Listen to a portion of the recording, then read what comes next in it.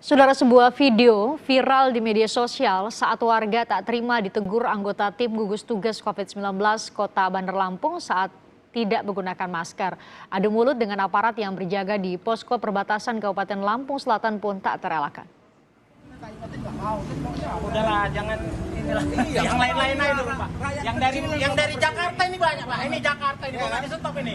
Kita rakyat kecil ini, Bapak Persuni. Kami yang dari sini, kami keluarga di sini ada, Pak. Kalau nggak percaya nanti Adu mulut terjadi antara anggota tim gugus tugas COVID-19 Kota Bandar Lampung dengan dua warga yang membandel saat diingatkan untuk menggunakan masker. Petugas yang berjaga berusaha tak menanggapi perkataan kedua warga dan tetap mengingatkan untuk menjalani protokol kesehatan. Awal kejadian, keduanya merupakan pengendara sepeda motor yang berboncengan dan tidak menggunakan masker, lalu ditegur oleh petugas dan tak terima dengan teguran itu. Saya memang ya karena kesalahan saya melakukan tugas ya mohon dimaafkan lah daripada TNI air ini. Oke. Juga Bapak Kepolisian. Meski sempat bersikeras dan beradu mulut dengan petugas, namun kedua pengendara sepeda motor tersebut akhirnya dibawa menuju Polsek Sukarame guna dilakukan proses mediasi. Hingga akhirnya kedua orang yang sempat naik pitam tersebut meminta maaf kepada seluruh petugas yang ada. Mereka juga berjanji tidak akan mengulangi perbuatan mereka. Pun yang memasuki wilayah Kota Bandar Lampung wajib mengikuti protokol kesehatan di pos masing-masing. Artinya kedua pengendara ini tidak mengikuti protokol. Mereka tidak mengenakan masker. Yang padahal Kota Bandar Lampung sudah diwajibkan untuk menggunakan masker.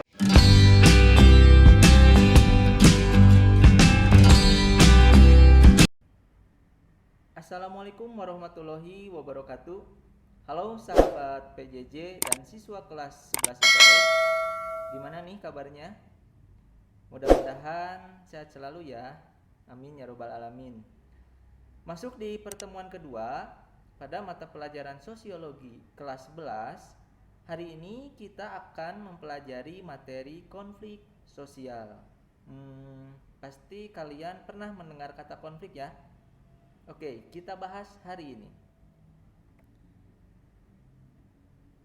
Tujuan pembelajaran hari ini yaitu melalui kegiatan belajar dari rumah atau BDR, kalian dapat menganalisis konflik sosial dan cara memberikan respons untuk melakukan resolusi konflik demi terciptanya kehidupan yang damai di masyarakat, serta memetakan konflik untuk dapat melakukan resolusi konflik dan menumbuh kembangkan perdamaian di masyarakat mengenai pengertian dan faktor penyebab konflik sosial.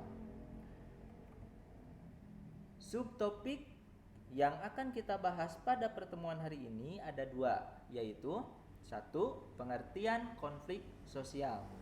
Yang kedua, faktor penyebab konflik sosial. Oke, bahasan pertama kita masuk ke materi pengertian konflik sosial. Konflik sosial. Kata konflik dalam bahasa Latin yaitu configere, artinya saling memukul. Dalam Kamus Besar Bahasa Indonesia, konflik artinya percekcokan, perselisihan, atau pertentangan. Sementara secara sosiologis, konflik diartikan sebagai suatu proses sosial atau interaksi sosial antara dua orang atau lebih, yaitu kelompok, yang berusaha menyingkirkan pihak-pihak lain dengan cara menghancurkan atau membuatnya tidak berdaya. Konflik ini termasuk bentuk interaksi sosial yang bersifat disasosiatif. Seperti yang sudah dibahas di bab interaksi sosial pada saat kalian kelas 10, bahwa proses sosial itu dibagi menjadi dua, yaitu asosiatif dan disasosiatif. Asosiatif bersifat positif, cenderung mengarah pada kerjasama atau integrasi. Sementara disasosiatif bersifat negatif, cenderung mengarah pada perpecahan kelompok atau disintegrasi. Jadi konflik sosial itu termasuk dalam bentuk interaksi sosial yang bersifat disasosiatif. Next. Bagaimana pendapat para ahli mengenai konflik sosial? Yang pertama, menurut Surjono Sukamto, konflik sosial yaitu suatu proses sosial di mana individu atau kelompok berusaha untuk memenuhi tujuannya dengan jalan menentang pihak lawan dengan disertai ancaman dan kekerasan. Kita bisa contohkan mengenai bentrok antar warga ya. Misalkan warga A menolak keinginan warga B untuk menjadikan wilayah warga A sebagai tempat pembuangan sampah, sehingga terjadi bentrok antar warga.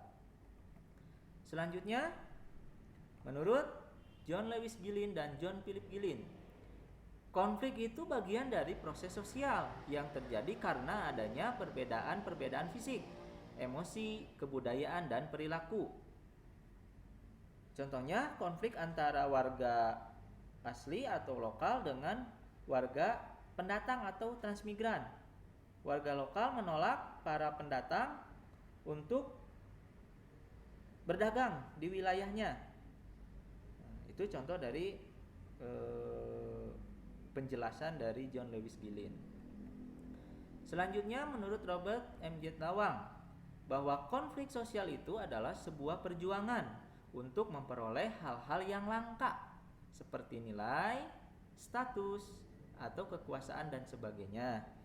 Contohnya, pada saat pemilihan calon presiden,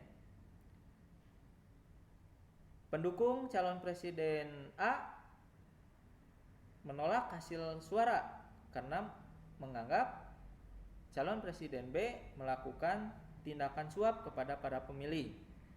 Nah, akhirnya konflik pendukung antara capres A dan B ini diselesaikan melalui pengadilan. Di situ ada sebuah perjuangan mengenai kekuasaan ya. Oke. Yang keempat, menurut Lewis Chaucer, konflik itu perjuangan mengenai nilai-nilai atau tuntutan atas status kekuasaan bermaksud untuk menetralkan, mencederai, atau melenyapkan lawan.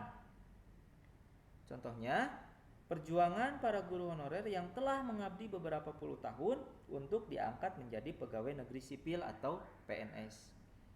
Jadi, dapat kita simpulkan bahwa konflik sosial adalah proses sosial yang melibatkan dua individu atau lebih dalam sebuah kelompok yang bersifat negatif, cenderung mengarah pada perpecahan antar individu atau antar kelompok yang disebabkan oleh perbedaan-perbedaan dalam mencapai tujuan tertentu. Dari pengertian tersebut, ada beberapa faktor penyebab konflik sosial. Di antaranya, pertama, perbedaan antar individu. Perbedaan antar individu didasari bahwa setiap manusia tentu memiliki ego, sifat, dan sikap yang berbeda-beda. Ini bisa tercermin dalam kepribadian para individu. Perbedaan inilah yang dapat menjadi faktor penyebab konflik. Contohnya,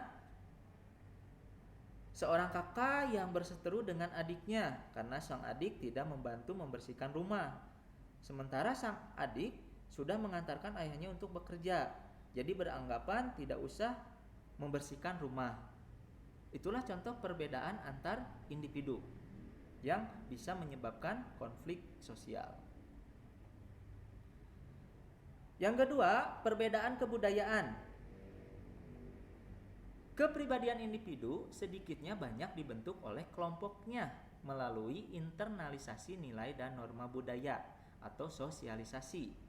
Secara sadar atau tidak, seseorang akan terpengaruh oleh pola-pola pemikiran dan pendirian dari kelompoknya. Karena itu, setiap individu memiliki budaya yang berbeda-beda. Contohnya, konflik sosial yang terjadi di wilayah yang masih memegang teguh adat istiadat. Konflik sosial antara suku adat A dengan suku adat B mengenai perebutan lahan. Nah, itu contoh dari perbedaan kebudayaan yang bisa menyebabkan konflik sosial. Ketiga, perbedaan kepentingan.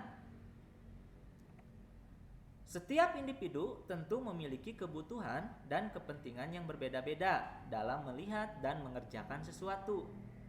Demikian pula dengan kelompok, memiliki kepentingan yang berbeda-beda. Kepentingan itu dapat menyangkut kepentingan politik, ekonomi, sosial, dan budaya. Contohnya, demo buruh mengenai kenaikan upah. Para buruh mempunyai kepentingan ingin naik gaji dan penghidupan yang layak. Kelompok pengusaha mempunyai kepentingan untuk untung dalam menjalankan usahanya dan menjaga perusahaan tidak bangkrut. Sementara pemerintah memiliki kepentingan untuk menjaga stabilitas perekonomian.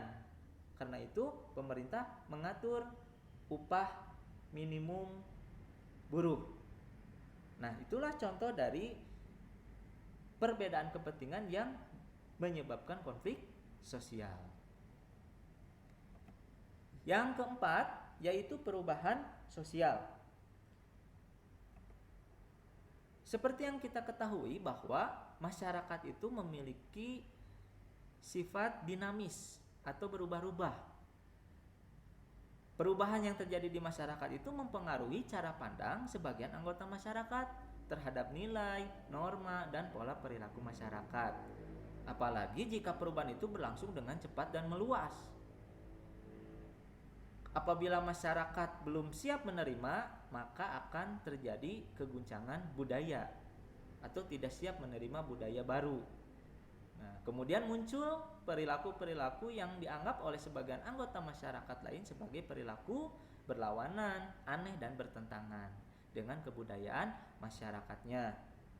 Contohnya, beberapa tahun lalu terjadi konflik antara ojek online dan ojek konvensional. Para ojek konvensional belum siap menerima perubahan yang ada, yaitu belum siap menerima pemberlakuan Gojek atau ojek online. Contoh lain, konflik antara polisi atau Satpol PP dengan warung makanan yang masih beroperasi dan tidak mengikuti protokol kesehatan seperti menggunakan masker, jaga jarak, atau menyediakan fasilitas cuci tangan yang baik. Itulah contoh bagaimana perubahan sosial yang bisa menyebabkan konflik sosial. Oke, sahabat PJJ, itulah mengenai pengertian dan faktor penyebab konflik sosial. Jadi, dapat kita simpulkan bahwa konflik sosial itu berhubungan dengan proses atau interaksi sosial yang berbentuk pertentangan, perlawanan, atau perbedaan pendirian atau kepentingan. Dan faktor penyebabnya itu kurang lebih ada 4. Yang pertama, perbedaan antar individu. Yang kedua, perbedaan kebudayaan. Yang ketiga, perbedaan kepentingan. Dan yang keempat, perubahan sosial. Demikian untuk materi hari ini. Mudah-mudahan bermanfaat. Mohon maaf jika ada kesalahan. Sampai bertemu di video selanjutnya. Tetap semangat belajar dan raih cita-citamu setinggi langit. Wassalamualaikum warahmatullahi wabarakatuh.